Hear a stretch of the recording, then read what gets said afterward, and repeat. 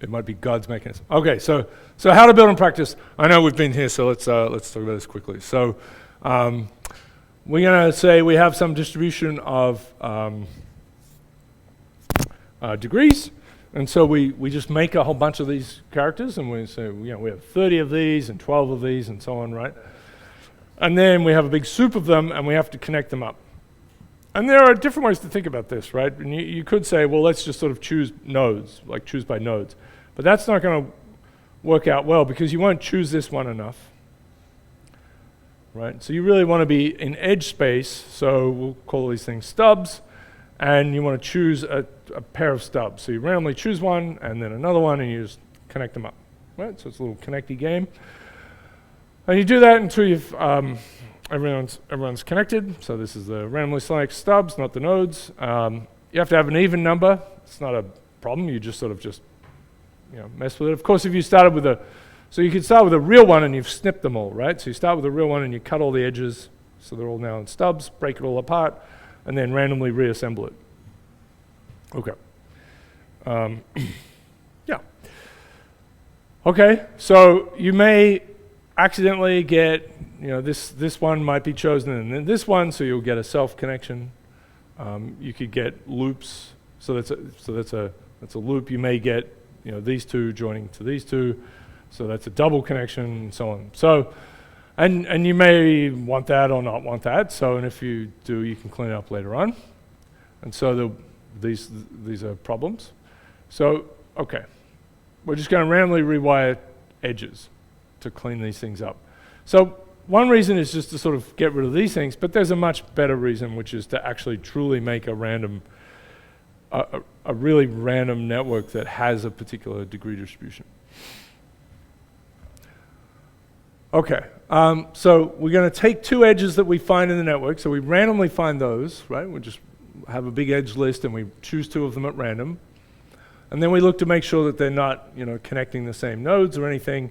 And then we do this. We're going to just, and it could be either way, but we just swap one this way and swap one this way.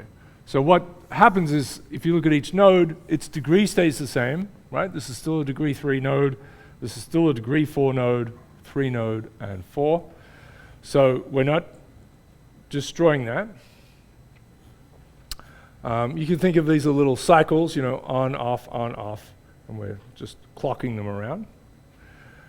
And this has kind of held up as sort of the simplest thing that you could do that randomizes the network but preserves the degree distribution, right? So I1, if we do this over and over again, right, we're moving I1's links around, we're never going to take them away. So it's tempting, it's surely tempting to pick up an edge and just randomly put it somewhere else, right? But as soon as you do that, you start to destroy the number of friends nodes have, and in fact you'll make a soup and you'll get back to Poisson degree distributions, right? So if you just keep picking up edges and putting them down everywhere, that will happen. So you have to do something like this, a random rewiring, and because this one has lost a friend, you need to somehow randomly rewire someone else back up here, and this one's lost a friend, so you see that this is a little way to balance it.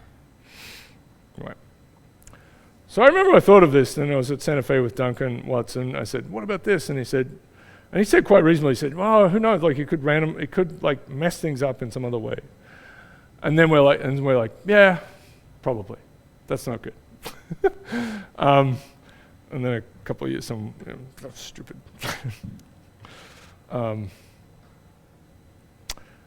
Anyway, so this is good. And so this is well done. So the heuristic is to do this about 10 times. So I don't know if this is built into things like NetworkX and so on. It should be. I made ridiculous C codes to do it, but yeah. So so if you just join up the stubs, you don't have to worry about this too much, but basically that can lead to some problems, right? We can actually get some unusual, this is a pretty weird network.